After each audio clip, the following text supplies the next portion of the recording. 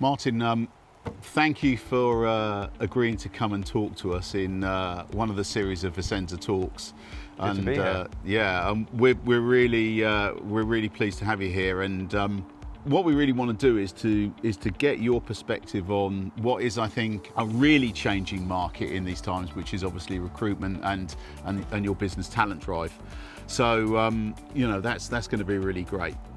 Perhaps we'll start with you talking to us a bit about the experience that you have and where Talent Drive came from and that would be quite useful. Yeah, sure. So I fell into recruitment like many of us do that work in the industry.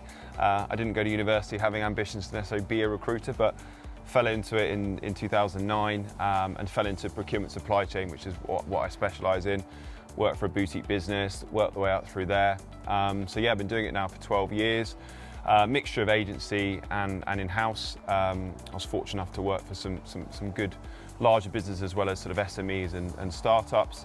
And then basically last year I decided I was in a position where I kind of thought, yes, I'm ready to go and let's set up the business. So Talent Drive was really born from very much geared around just trying to find talent in the market. And I did a lot of research talking to various different sort of clients and candidates about what is it you look for, and the common denominator was talent every time. So that was kind of what it was born from, still very much specialising in procurement supply chain. Probably different where it was a year ago when I launched it, which I'm sure we'll come on to, but nonetheless, that's me really. So 12 years doing that industry. And what's interesting is that obviously Talent Drive, you're based down in Poole. Yeah. So one of the things that I'm really keen to, as a local business as well, and I hear this from lots of the businesses that we talk to and support here down in the south, is that it's more difficult. You know, the talent market gravitates because London is so close, and the talent market tries to gravitate to London. I'm sure there's been some changes there with recent events with COVID. But tell us a little bit about the landscape in terms of the sort of things that from a talent perspective you have to look out for in the local market. I mean, before and obviously during and after a current crisis that we've seen ourselves in. No, that's a good question. I mean, I think from the local talent pool. I mean, I started my career in London and then moved to Surrey and then back to Dorset, where I'm from, as you say, in Poole. And I think there is a lack of talent in the local area in terms of procurement supply chain professionals. There's almost sort of twofold really in terms of procurement. You've got sort of your kind of, in inverted commas, old school sort of purchasing, which are very transactional based, raising purchase orders, that's kind of it. And a lot of the engineering, manufacturing and SMEs, that's very much what procurement was geared around when it was sort of started on, I guess, the 90s. Whereas I guess the more modern age procurement is a lot more of a strategic way of doing things and a lot more innovative, relying on tech and digitalisation and that sort of stuff. So you've almost got two parallels, but down in the Dorset and Hampshire, in the local region, there has quite a lack of talent, and that's quite a challenge for, I mean, there's so many amazing businesses down in the local area, but trying to attract talent is quite tough compared to, as you alluded to, sort of London and some of the sort of home counties which we also operate in. So I think it's about modernising. I think the people getting ahead of the game and really getting the best talent in the market is those that have been able to embrace the sort of digitalisation and the tech advancements that we see in procurement, well, across all industries. Obviously, very much your business is sort of epicentre. So, but for me, it's definitely more difficult to recruit a role in beautiful surroundings like this compared to sort of in the city. But I think with COVID, which I'm sure we'll talk about more on this, we're seeing that people actually are doing lots more homeworking, and actually I think that will change the landscape of how we recruit and where people are based. Yeah, thanks for that. And I think that we're going to talk a little bit about that whole homeworking part a little bit later on. But do you see that difficulty, as you say, that the local businesses that are striving forward and getting their sort of digital transformation in one piece?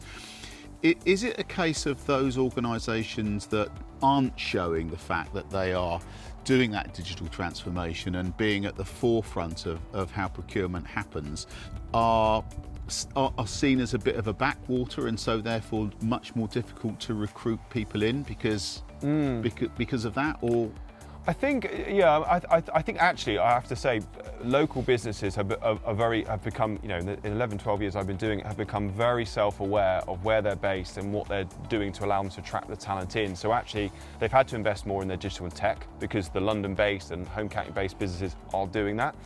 But I think also the agile working that those businesses are doing, and actually again, you know, in recent years, not necessarily recent months, they've already been on that journey to embrace more home working and flexible working. And as a whole, this is a slight generalised statement, but as a whole, Dorset, Hampshire, local businesses have been better from what I see of embracing that flexible working and actually really trying to step up to the plate with that sort of innovation, I guess. Well, okay. They've had to be, because they won't get the talent. You know, they won't allow to draw people in from London and other parts where, as you know, people commute to at the moment. And do you know, that's a really refreshing view, because certainly I think businesses on the South Coast, regardless of what sector you're in, I think that we are all striving to be, you know, a powerhouse as they call it, and there are all the attributes around here. We have a super workforce, as you say. We're blessed with a beautiful environment that people can find a really good work-life balance in.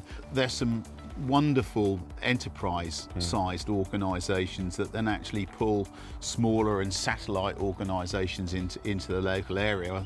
So I don't think there's any reason why that there shouldn't be a natural move to be down here and to further your career in the south of England rather than in London or one of the other big metropolises. Yeah, I couldn't agree more. And I think, you know, for me personally, why I moved back to London from London to here, I mean, the fact that we're biased, we're local people. It's beautiful down here. Indeed, we love it. I couldn't dream of not being near the beach now, to be honest with you. But I think for me, I actually like the idea of working in smaller businesses. And actually, you know, again, we're seeing a lot of people in the procurement supply chain profession that probably 10, 12 years ago, they were looking at where to go by company turnover and headcount size. Whereas actually nowadays, what we call in the procurement world, that very much greenfield site where they haven't actually even got procurement, it's very much a startup or an SME.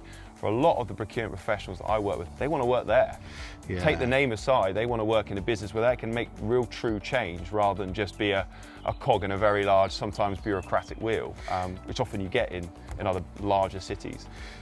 Yeah, again, I think that's a really interesting observation, because one of the things that we've seen through a number of the other Vissensa Talks that we've done is that one of the massive common themes that are coming out of this is, and particularly post-COVID, and we will chat a bit more about that, is actually the way that organisations not only deal with their staff, but also deal with their customers and their suppliers and everything. This new norm, you know, there's putting more humility into what we do, actually treat people as humans rather than just bean counting type environment, I think has come to the fore. And you know, certainly, you know, I for one am really trying to advocate strongly, have great relationships. We were talking to Chris from Dorset Debt Collections earlier in another podcast, and you know, he was saying even in the debt collection environment, you know, put some humility in it, make sure that you deal with people as people.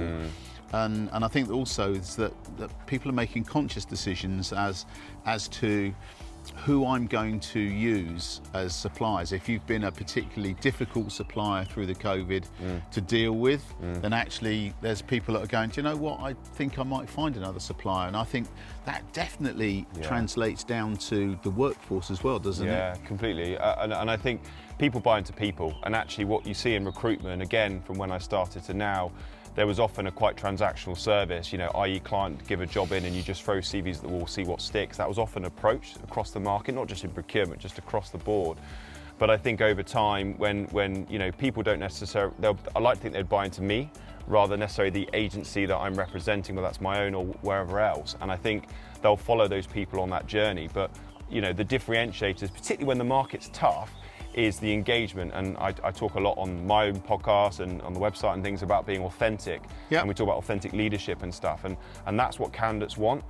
Yeah. People proclaim to be wonderful recruiters and they've got a product. And at the end of the day, it's about a product, it's about a sell of a service. Yeah. In our case, it's people. But again, I go back to it, people buy into people. So if you can go a wonderful process and actually be very transparent with people, be very honest about candidates' expectations and where they're based, and put a bit more sort of meat on the bone about who the individual is, that hiring manager for me is going to buy way more into me than, you know, recruitment agency B over there that's just throwing candidates in. So it's all about people. No, well, you know, and we've really I'm sure you've tried to experienced do. that as No, well. we've tried to do that, and obviously there's Vissensa Talks where we're talking to lots of different. Yeah. You know, it's really important. Funny enough, and you know, just to come back at what you were just saying there, Martin, is that our very first Vissensa Talks was with Josh Mitchell, and you know, Josh Mitchell highlighted what you've just said by actually saying, you know, he follows Elon Musk, but he doesn't follow Tesla. Yeah. He follows the people, but he doesn't follow the brand. Yeah. And actually, it's exactly what you've actually just said about setting that up to have a people-centric view of how a business operates. But I think that, again, that then translates to how you do business, your ethics in doing business, and those sort of things, where, as you say, I think people start to dig under the covers and look for that in a recruitment process these days? At the end of the day, recruitment's a very simple thing. It's around relationships. People want to buy into people they like. If they like you, they'll try and invest in you and give you that service. And for me, that's something that I always strive to do. And anyone that I hire myself personally, I make sure that they have the kind of core values that I share, and I've no doubt you guys have those as well. That's absolutely right. So just in summary, what would you say in terms of the things that people need to highlight when they're looking to present themselves out as a great local business to attract talent into? What are the sort of things that you'd suggest that they begin to do if they're not doing today? So I think firstly, someone that's they've recognised corporate social responsibility. They have some element of kind of policy there, or procedure, or some recognition of that. For me, the ethics behind that is really important if a business is trying to step out from others. The flexibility, and I'm talking about, you know, flexibility of working, the hours you put in and stuff. I think the business is really elevating themselves to offer that flexibility. Yeah, indeed. And I think, you know, teamwork. I'm a big sports nut myself. Football's my sport, but I play other sports as well. And I think it's that team orientation, that teamwork, that ethics, that you kind of feel that you're part of something, whether that team is 3 or 300, 3,000. I think those businesses that they do other things outside of work. It's not just the day job, and there's other things that they can offer people, not just the flexibility. That's going to be the real differentiators, particularly as we go through into the summer months. Some really top advice there. Thank you for that. And we run out of time on this particular session, but I know that we're going to be talking about a few more pieces in a couple more sessions to come. So Martin, thanks for your time. Yeah, pleasure. Thank you.